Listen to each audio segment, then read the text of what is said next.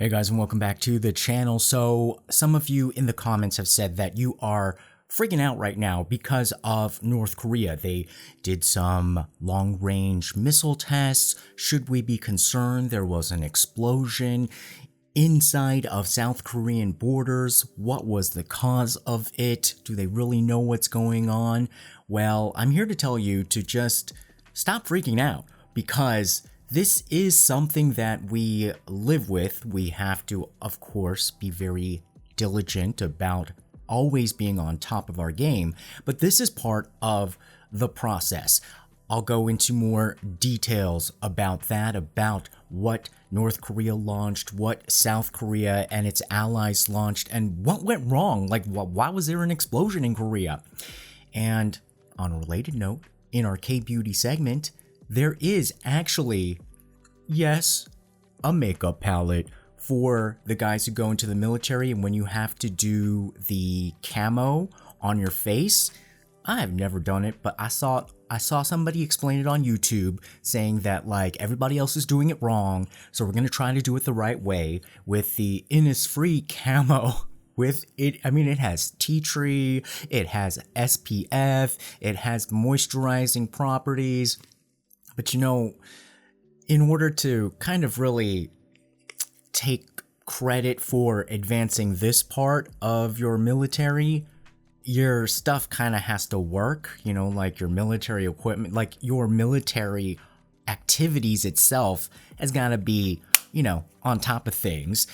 And perhaps they were distracted with the whole BTS thing.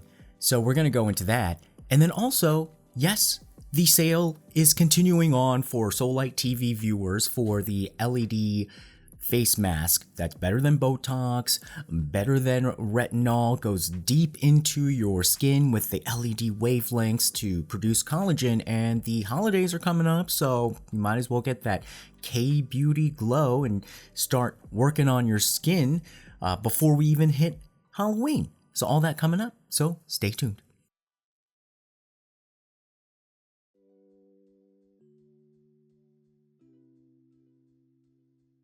Okay, so if you just watch mainstream American news and probably world news, there's only so much limited time that they can spend on stories out of Korea. And I've even seen this in press conferences, even with the South Korean president, where the PR people for the president are saying like, okay, do you guys want to talk about some of the domestic issues? Nobody raises their hand. They're like, you want to talk about North Korea? Like everybody's just like, North Korea, North Korea, North Korea, North Korea. And from the perspective that we have here in South Korea is that we don't freak out about it as much, because it's like we are always monitoring it. It is part of our lives. It's sort of like if you live with like somebody with a chronic illness, or if you have a chronic illness, you know what the good days are, the bad days are, but somebody who only comes and, you know, sees you every now and then is always just asking about your illness as if like the next day they're gonna to see you topple over, and almost as if like they want to see you like topple over. It's kind of insulting. Or if you see in some other videos about like the way I really see a lot of the times Western journalists come to Korea and cover South Korea, they don't cover South Korea. They don't come to here to cover South Korea. They're always talking about North Korea. So how would you feel like either your ex-wife or your ex-girlfriend or ex-boyfriend, and every time I met up with you, all I ask is about how's your ex-wife doing? You know, how is your ex-girlfriend doing? How's your ex-boyfriend doing? You know, what are they up to? Where are they working? How many, you know, kids they got? Or are they paying child support? Like on and on and on about North Korea. You never ask about South Korea. So that's why you got me. But I wanted to go over what sequentially usually happens, what you have to worry about, and what you don't have to worry about. So what North Korea did is take advantage of the current situation when everybody is distracted with Ukraine to ramp up a lot of its testing.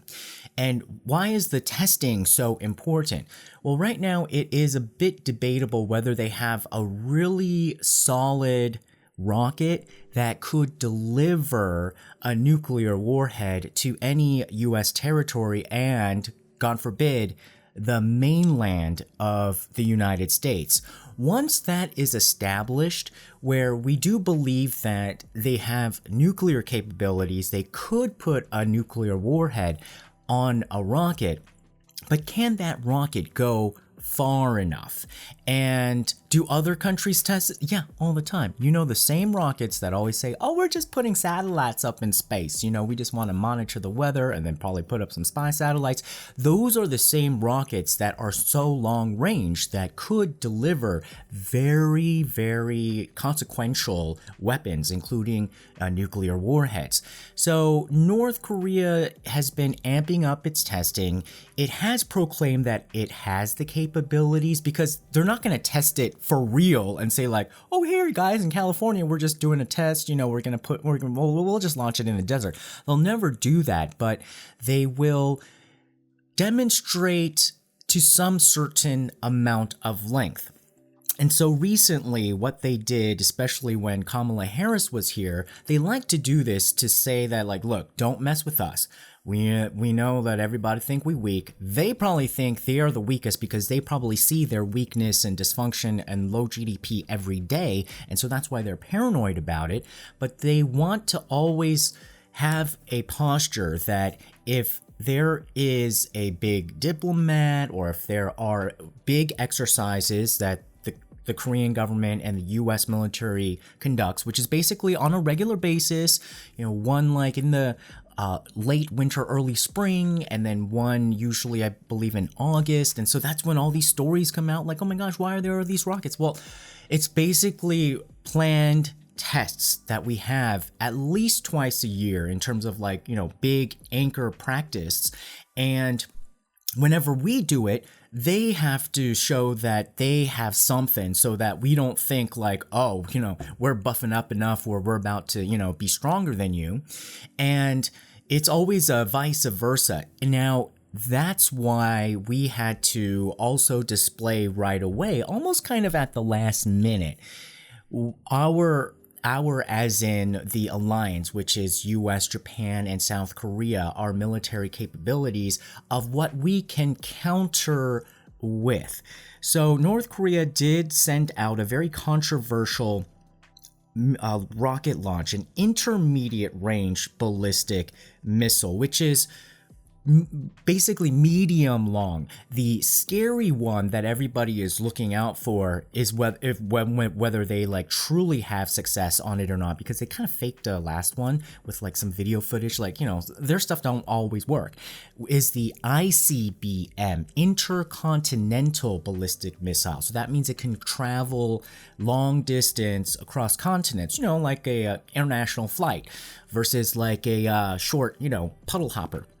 And so that's what they were testing, a medium range missile. And it took a controversial route because you're not supposed to fly over like other people's countries. Like you're supposed to just kind of like shoot it in a direction that maintains your own airspace and then just like have it fall in the ocean, Pacific Ocean or East Sea.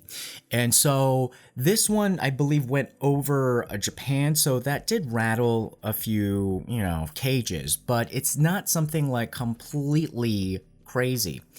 But what happened though was like in the way early hours of the morning, there was an explosion on the border of South Korea and North Korea in Gangneung, and that's a very popular seaside resort area where it is probably about 45-minute drive, maybe even less, from the North Korean border. And people are just like, what's going on? Because it happened in the middle of the night. There was not an immediate response by the government. And so people were worried, like, did this, you know, come from North Korea? Well, you guys, it ended up being actually South Korea's own rocket that malfunctioned. Now, there were 4 rockets that were launched that were like the expensive ones, I'll call them. It looks like they were the ones that were either US made or probably like the top quality ones, the Army Tactical Missile System, ATACMS, and they precisely hit the mock target. So what you want to demonstrate is that, like, look, we know that, we are always in this uneasy position, but we just gotta show each other, North Korea versus South Korea, that we're always showing up to our workouts. We are always making sure that we are primed and ready, and whatever you do, we can counter, so don't even think about it. So this is the game of don't even think about it. Don't F around, you'll never find out, because we're showing you in non-combative ways what could happen if you're gonna find out. And so these 4 expensive rockets, 2 were launched by South Korea, 2 were launched by the US military, and it worked fine. And I guess they probably thought that, hey, let's test out this more shorter range homegrown, which is like a South Korean developed rocket, and add that to the military exercise. And that's what didn't work out. Apparently, the fuel part exploded, and thank goodness, not the actual payload. But I kind of get the feeling that they probably wouldn't put a payload on it. Like, they probably, but who knows? They could have. With the military stuff, there's always like this kind of line where you get in terms of the information. But this does show that that part didn't work. And in my book, I would rather know it now. I would rather know it now in a military situation that is a practice, or more of like, we're fluffing our feathers. Wouldn't you like to know that your stuff works or not before you actually need to depend on them, and then let that serve as a guide to fix the problem and investigate? And what this does usually is continuously develop and maintain the readiness for potentially any battle. But what you're trying to do is never get into any battle by saying, like, if we each start, we're each effing around. And we don't want to do that, because both of us are going to find out how disastrous a conflict on the peninsula would be. Now, critics of the President Yoon, are saying that this is a severe security lapse. Like, this should not have failed. And of course, it should not have. I think it is probably a people problem. They'll have to let us know if the rocket malfunctioned technically. Well, people are in charge of it. People developed it. That's probably also a people problem. My perspective comes from, it's a people and a systems and an operations problem. And I would probably say, like, they're probably distracted right now about the whole BTS thing. They might as well just exempt the guys, because this has become a situation where exempting BTS is not about like, a public opinion poll. It's not about whether one group feels it's fair or not versus the other. It is about national security. You cannot have people distracted when you're trying to defend your country and always portray that you are going to be ready.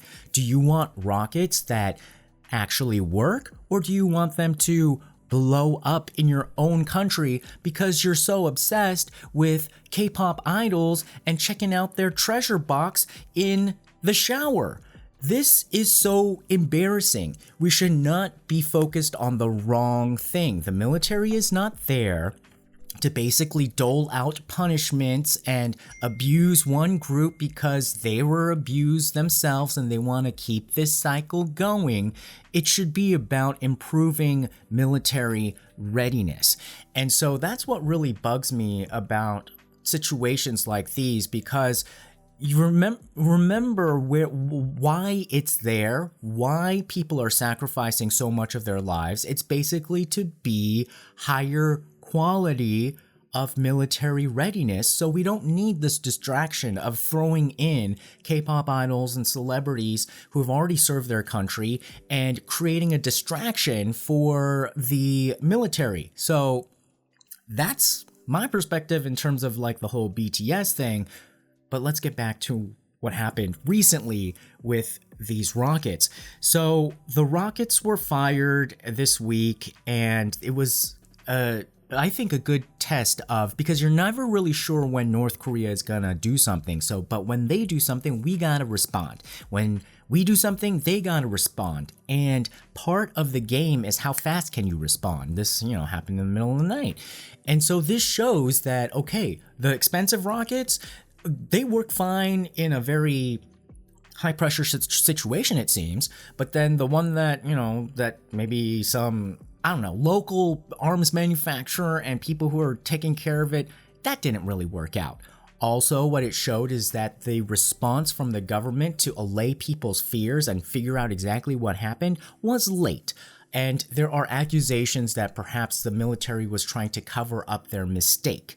Again, that sort of organizational culture is horrible, and we should already know at the bottom of our hearts and minds that that kind of thing is essentially the reason why that preventable Seoul tragedy with the ferries and the ferry that sank with all of those high school kids and more could have been prevented. And a lot of that was the government at the very top trying to cover up a mistake and be more worried about their careers than the lives and safety. So now what we're seeing potentially is those at the top more concerned about their careers rather than national security and world security. Because once these kind of things go out of hand in terms of like what's really going on, when people are like, what's going on, then that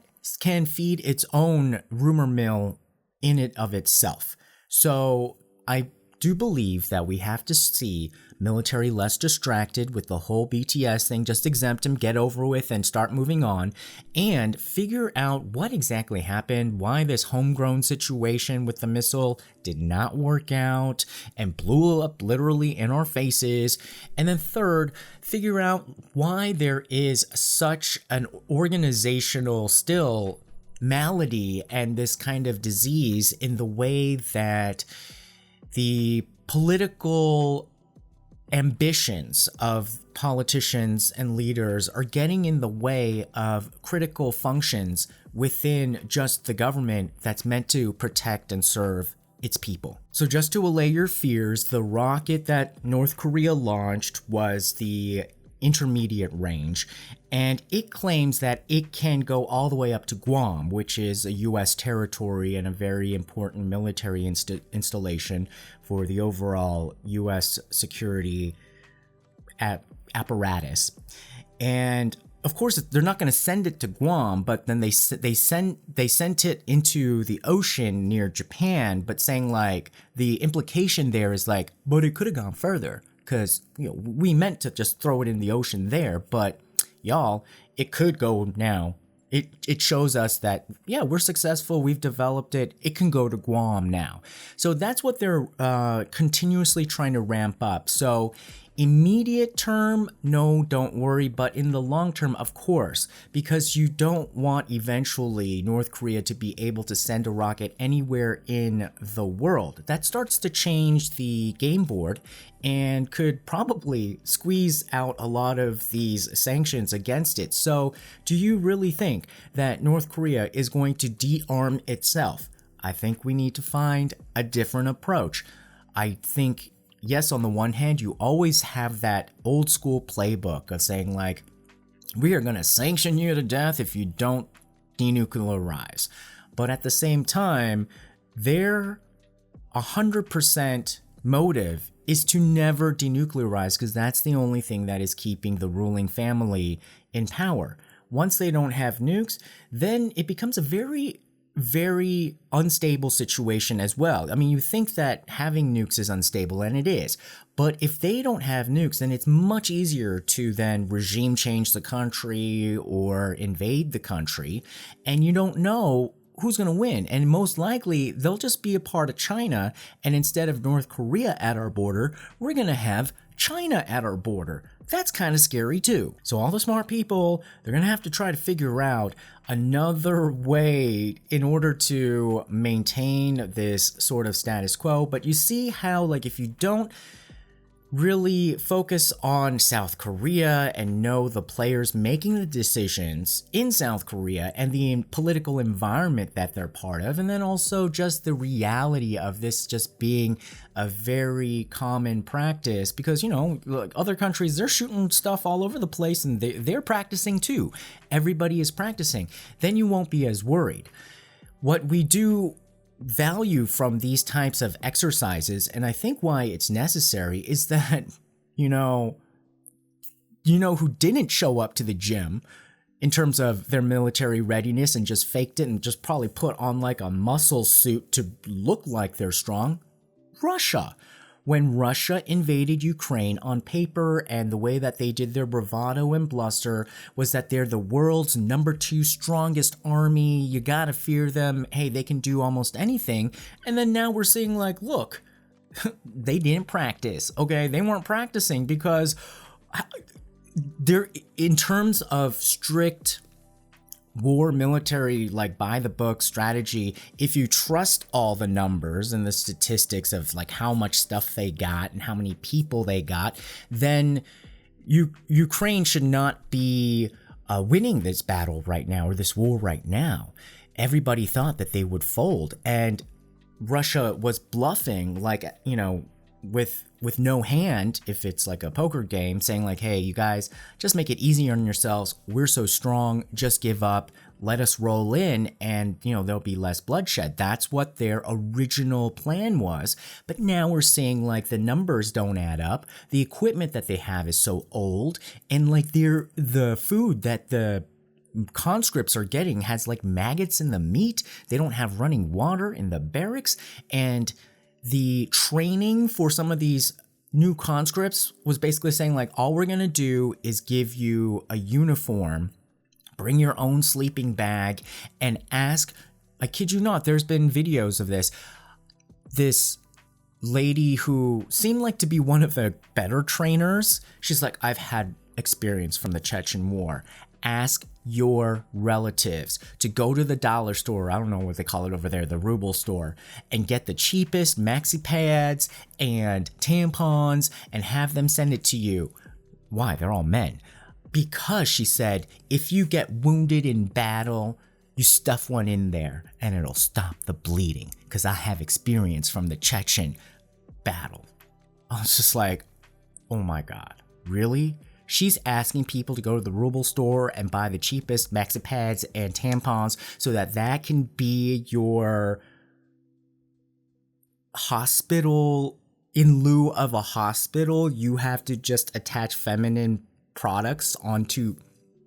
Oh my gosh. You see? So that's what happens when you don't properly exercise all the time and use excuses of the other, you know, your enemy's exercise as your excuse to right away test out whether you're ready. And so what we saw from this exercise, which I think is a good thing, because we want to know now what to fix, is that the homegrown rocket, that didn't work too well. So they got to fix that. They got to fix it instead of now arguing over whose fault it was. But they're probably going to argue over whose fault it was, and instead of working on fixing it, which is a problem. And that's why I wanted to call it out. But overall, I would say you guys don't freak out about it, because these exercises themselves in general are on a schedule. They are on a schedule. Every year we have 2 really big ones, like 6 months, spread 6 months apart, and then frequently throughout we get these, impromptu pickup games, and you gotta show that you are always on your game. Otherwise, the other side starts to see weakness and starts thinking, maybe they are ripe for invasion. And so that's a place that we don't want to get to. All right, guys, so K-Beauty time, but the military edition. This is a camo pack. So a lot of guys, like have to go to the military, and they're required. and they don't want to mess up their skin, when they have to like wear this like camouflage cream all day. So this is the Innisfree, and it's by Innisfree, like by the parent company Moray Pacific, one of the leading K-beauty brands. Well, they came up with this amazing palette, do you call it? And it says for military on it, and it is SPF 50 with tea tree leaf oil and some other amazing ingredients apparently.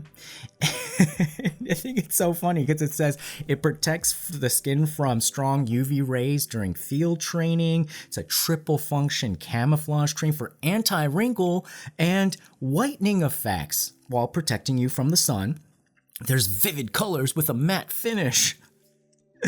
And it does not leave behind excessive oil. So if you're in other parts of the world and guys that go hunting and they need to also use the same camouflage, you might want to try this product out because it'll be much better for their skin. I've never tried it, but I want to try it with you all. This might turn out into a hot mess, but we gotta try it. I had to order it just for you guys. And so the mirror itself, they said, is shatterproof because it's just a piece of aluminum and it doesn't really give a good reflection. So I have a different mirror here because I'm going to try to do it on camera. Now, I saw people using like their fingers and going like this and stuff like that, but apparently blending is so key because this is not for beauty people. This is to make sure you don't die. And so you're supposed to blend in with the environment. So this has 3 colors, like this brick, green, and black. And the one on YouTube, the dude seemed to only have like dark green and green. So I'm going to try to figure out how to use it with these 3 colors. So I guess in K-beauty, they give you an extra color. So you want to have this done under 10 minutes apparently, and the style that I'm showing you is going to be the Ranger standard and the Expert Infantryman badge standard. According to this dude on YouTube, he says everybody else is not doing it correctly. Now you want to use the darkest color to hide your most prominent facial features, and he said that because of blending, I'm going to use a what do you call this, a blender thing, because I don't know if you're allowed to have it in the military, if you can like pack it with your gun, but we're gonna do it with, oh my god, what is this? Oh my god. Okay, I'm gonna mix in green and black together because it looked like he had like some really dark stuff going on, and this blender may be too light because with the finger he got good coverage like right away. Oh my god, this is looking like a hot mess. Oh, crazy, man. Oh god. All right, finger time. So it is kind of thick, but it's not, maybe it's not thick enough. Like it, oh, I would hate to do this with dirty hands. I can't do it. I have to use the blender because they said you gotta blend. Okay, first they said you gotta go over your like brow because it hits the light, right? And so you have to camouflage it. You guys, now I'm gonna try to put in the brick because this I don't think is covering as well as I thought. I think the blender is getting more of it than my face. So you have to start with the brow and then you go nose bridge. Oh my god.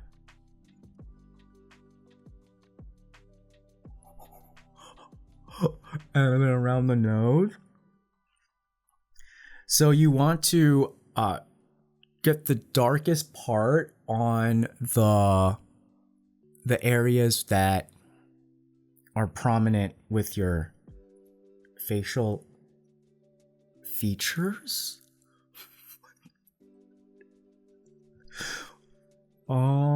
Okay. And then I saw him go, you have to go under the eye, but leave the space here for the lighter color. So go dark here.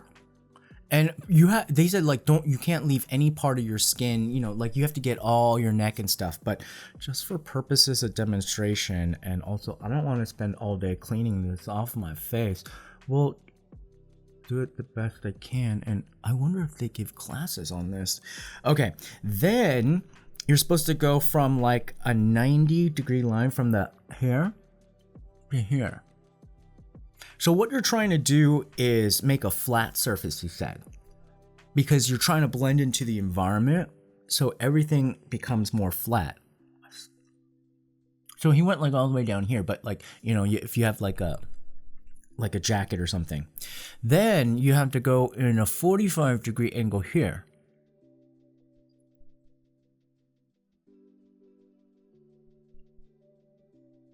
From the from your like the corner of your mouth. Okay. So you did, and then basically your ears, you have to make sure you get the darkest on your ears as well. And then you kind of add some more to the forehead. Okay. All right, so this is a dark. Now we're going to go and get some of this green and then fill in, he said, the lips.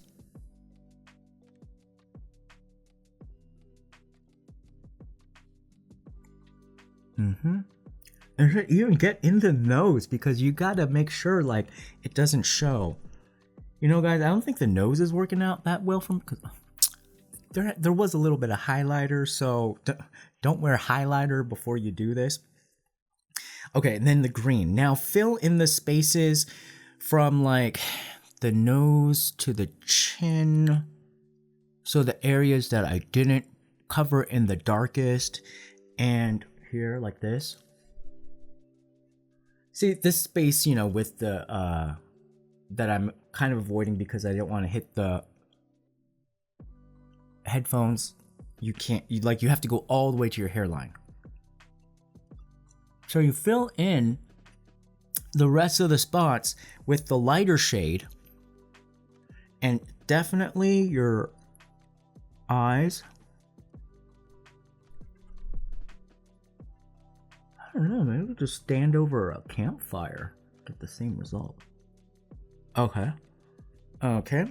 And then get the part all the way up to your hairline with the other colors. But now I'm just gonna start mixing, because they said you're supposed to like blend in with the foliage.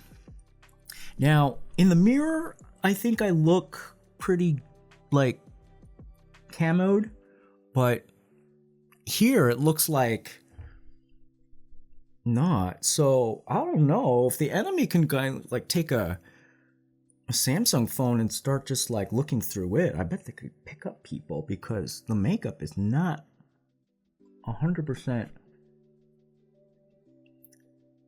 like on the screen right now. It seems like I'm still tan, but in the mirror I have here, it looks like I'm pretty blended.